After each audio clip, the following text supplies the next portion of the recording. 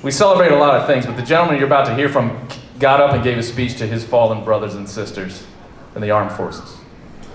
So as we get inspired tonight about the things we've already heard, we might as well add on to it by celebrating our veterans and the folks currently serving in the armed forces. You got a drink in your hand, raise it up, cheers to them. And cheers to BHA's Armed Forces Initiative, AFI. Everybody know about that? Let's go. We've mentored in that group. They've inspired, they've connected veterans, people dealing with things that they could be helped with on public lands. So, this gentleman, Trevor Hubbs, has been a part of that since its beginning and is driving it now and doing amazing things. So please, I'd appreciate a standing ovation for our AFI brother, Trevor Hubbs. He's got more balls than a big boss monkey.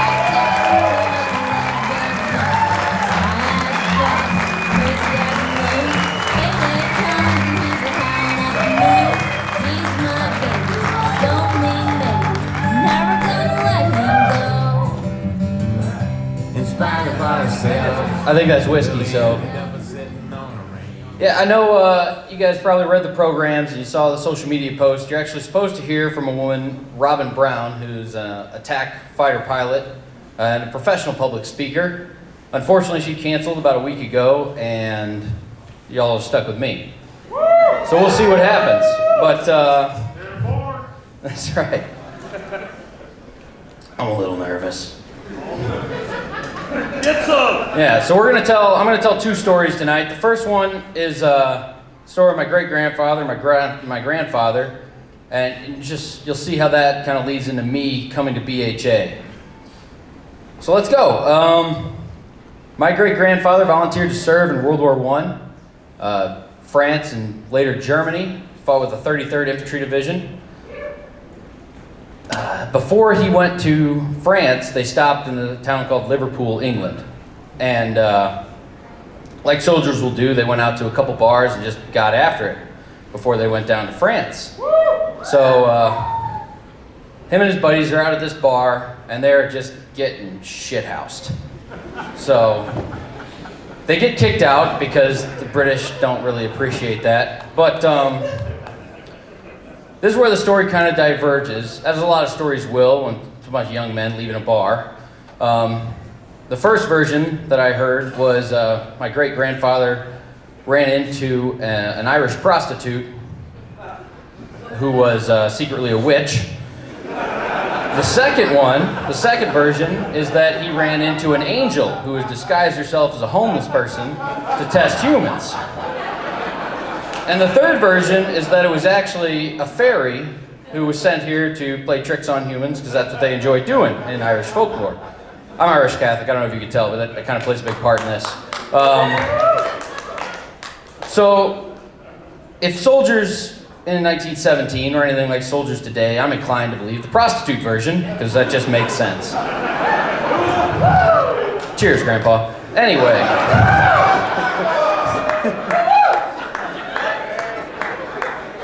So, he meets this woman of the evening, and she's roughly clad. She has a deep Irish accent, and depending on which version of the story you choose to believe, they're either conversating or negotiating. And in the process of this, he tells her his last name, which is my last name, Hubbs, and she recognizes it as coming from the same part of Southern Ireland as she came from. And at this point, her demeanor changes. Some version of the story, her clothing kind of changes, and she gets very serious, and she says, "Are you going overseas?" And he says, "Yeah, we're going to the front in a couple weeks."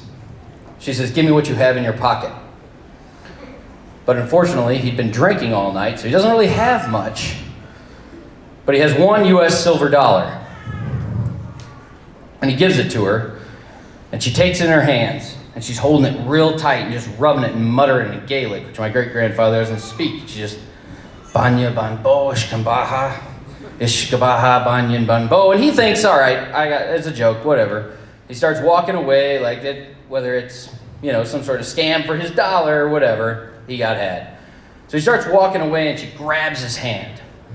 And she presses this coin deep into his palm and she says, she's looking him in the eyes, she says, "As long as you carry this token, death will not find you."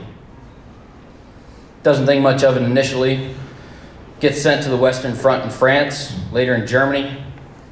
Fights in the Battle of the Ardennes Forest, part of the Meuse-Argonne offensive. Later fights in the Battle of San Miguel. In these battles, the Americans suffered 1 out of 3, became a casualty. Yet my great-grandfather returned from the war unscathed. Interesting. Doesn't really prove anything right now. Might be the coin, might not. So he gives this to one of his sons, who would become my grandfather, before he goes to Korea a couple of years later. My grandfather served in Korea twice, later in the Vietnam conflict, and then led a career in the special operations community. Never injured, not killed. When I enlisted in the military, joined the Army in 2008, my grandfather gave me this coin, and he pressed it in my palm, and he said, "As long as you carry this totem, death will not find you." I served in an airborne infantry unit. If you know about the airborne infantry units, it goes back to World War II, jumping out of planes behind enemy lines, disrupt traffic, seize airfields, that kind of stuff. The acceptable losses on that kind of a mission are 51%. I've been dry bit by a rattler 4 times. Some call that bad luck. It was never a poisonous bite. I don't know. Odds are looking like this might be magic. Maybe it was a witch. So, on one of these training jumps, I had a mid-air collision with another jumper at about 800 feet above ground level. Nobody's fault, it happens. Jumping out of a plane in flight is inherently dangerous. Always will be. So if you know anything about paratroopers leaving planes, they're coming out both sides of the back of the plane, and then you kind of swing like a pendulum as your chute opens. So as you swing like a pendulum, I'm looking up at my chute, make sure it's open, and there's a dude up there, and he's all tangled up. So at this point, we're both falling. This whole sequence of events happens in a couple seconds, but feels a lot longer at the time. So he's just kicking, trying to get out, trying to get himself free, because we're both falling, and I'm yanking on the risers, trying to get him out, because that's what you're trained to do. Eventually he gets free, kicks himself out, but to me it just looks like all of a sudden he got smaller and smaller. Because what happened was he ended up taking my chute with him when he kicked himself free. And I ended up falling about 700 feet. The riggers who rigged the chutes and the medics, who are apparently experts in these things, said I ended up hitting the ground at about 75 miles an hour. But it was way cooler to hear my buddy say it, "Bro, you came in like a fucking comet." The worst thing was, at some point, somebody had peed my pants during this ordeal, which, just rude, but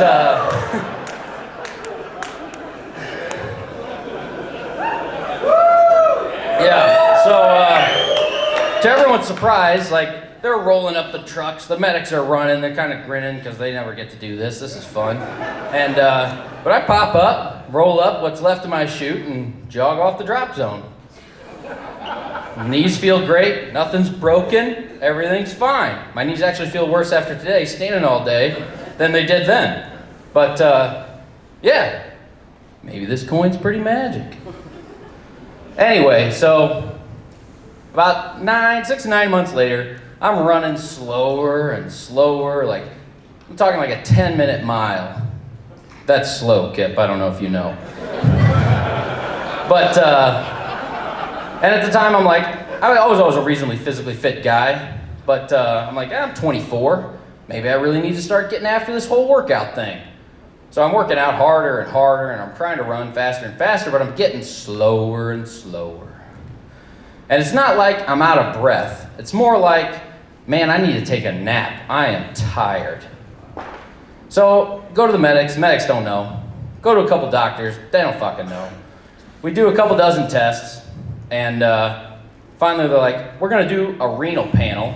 That's where they put you, knock you out, they stick a big old needle in your kidneys, and they take a sample, and then some scientists look at it and they're like, oh, that's what's wrong.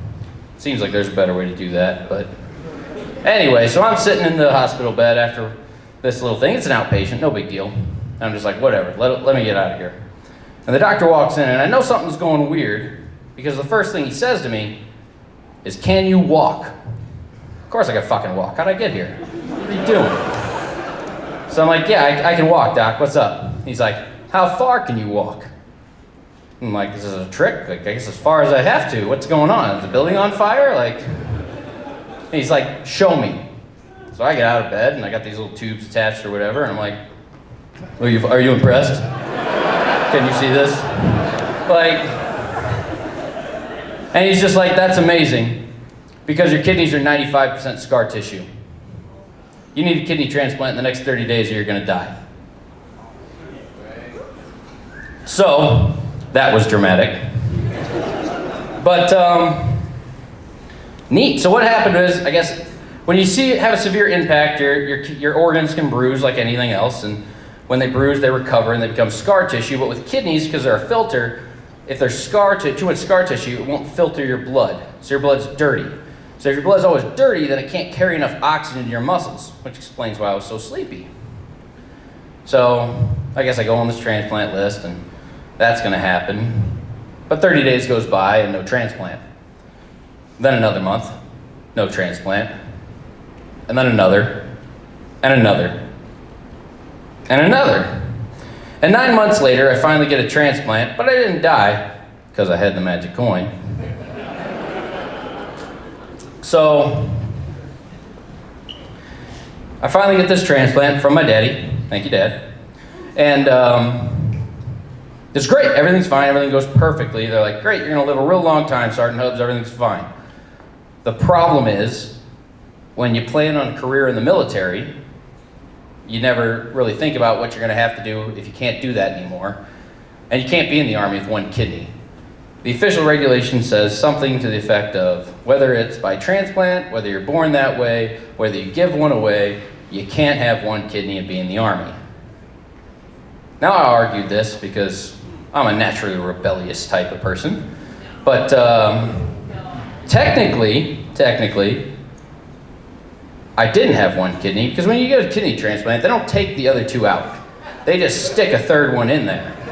And they stick it in front, right here. Super weird. This isn't a gut, this is an organ. Don't judge me.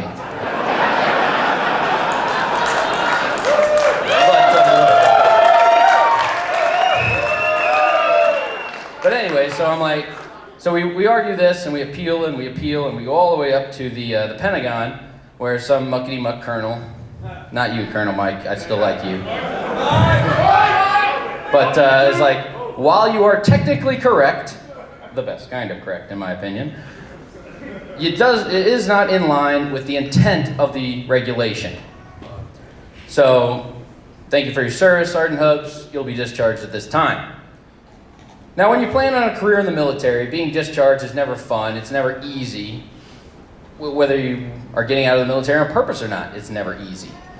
That's why we see a lot of the veteran suicides we see today. It's a hard transition. The hardest part for me was that my unit was being slotted to deploy to the Middle East, and for the first time I wasn't able to go. If you guys are historians or interested in history at all, you'll remember Michael Shera, who Civil War historian, quoting Robert E. Lee, saying, "There's nothing closer to God on earth as a general on the battlefield." I'd like to add to that and say there's nothing closer to the devil on earth than an infantry sergeant running his squad. As an infantry NCO, I have pretty much unlimited say in what I do to create the finest fighting force in the world. I can take sleep, I can take food, I can take pay. I will make these people into the finest fighters in the world. Now that's a lot of pressure, because you gotta remember, these are 22, 23-year-old sergeants leading 18-year-old young men. That kind of amount of power can really go to somebody's head. So that's, you see Full Metal Jacket, you've seen people that just like to scream. It happens. I was never like that. I looked at my boys like I looked at my younger brother. Like I looked at the younger guys on the football team coming up. In fact, there's a part of the Airborne Creed, which we all have to memorize to pass airborne school. one line says, "Leaders have my fullest loyalty, and those I lead will never find me lacking." That second part's real serious. It's why some of the best leaders we've ever seen in the Army are out until 11 o'clock at night. They're doing extra PT, they're studying tactics. They miss birthdays, first steps, anniversaries, Christmas. Because we know at some point in our careers, we're gonna have to look a mother and father, a wife in the eye, say, your son or husband's not coming home. And the only way to do that and keep yourself together is by saying to yourself that I did everything I could. I was the best I could be to make sure that they had every chance to come home.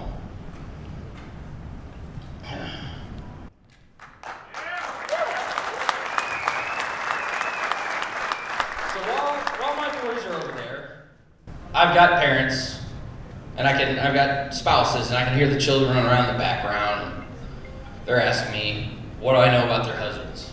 Is their son okay? And for the first time in my career, I got nothing I can tell them. Then I got invited to come to the Armed Forces Initiative Camp out here in Montana. And we're taking some veterans turkey hunting.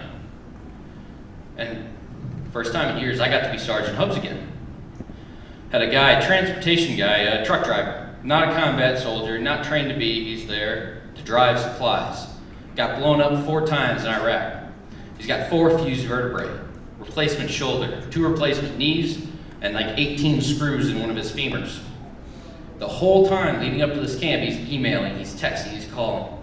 I don't think I'm gonna be able to make it up these mountains to get these birds. Can we go in some ag fields? Can we go softer? Can we calm down a little bit? And I'm like, hey, we're gonna do whatever it takes, whatever you can do, whatever you are comfortable with, to make sure you have the best time possible. So we're ready for this. We're prepared. We've got little letters for private landowners, farmers, like, what's the easiest way we can do this? How can we accommodate this person? And what ends up happening is about day 4 in the morning, like every day he is sprinting up mountains, he's running, we're getting these mountain birds, and he is on it, he's smiling, he's happy. And the morning day 4, I'm worried because I'm like, all right, he's gonna burn out. I'm like, hey, there's no one here that you have to prove shit to, man. If you need to slow down, we'll slow down. He's like, honestly, Trevor, I haven't felt this good in years. And that was interesting, that stuck. And I've seen that at the dozen or so camps we've done since then that I've been a part of. You hear it, whether it's a Special Forces soldier missing a leg below the knee, or just a regular pilot. I don't know why, but I feel better out here. And I don't have a fancy science degree in psychology, sociology, so I can't say why this happens. If the coin's magic, maybe this is magic. Something about being outside makes these people feel better. And that's when it kind of hit me. I can't study strategy anymore. I can't train my boys. I can't go over there and keep them safe. But what I can do is I can make sure the rest of their lives are fulfilling when they come back. I can introduce them to public lands. I can give them a new mission, a mission of conservation. I can introduce them to a group of their peers, any part of the country they go to. I can find a person that they can go hunting with. So it's not a once-off, once-in-a-lifetime experience. It's something they can do forever. I guess what I'm trying to say is, me, DJ, Ryan, Andy, the advisory board, the leaders on our 19 active installations and our 22 state veteran groups, we don't do this for the perks. No offense, Duck Camp. We don't do it for the travel. We don't do it for the hunting experience. Fuck, we don't even do it because we want to. We do it because we have to. Because you can't call yourself a man if you're not making your people better, if you're not making the world a better place. And that's what we're missing. So, thanks for letting me be a BHA. Appreciate the time.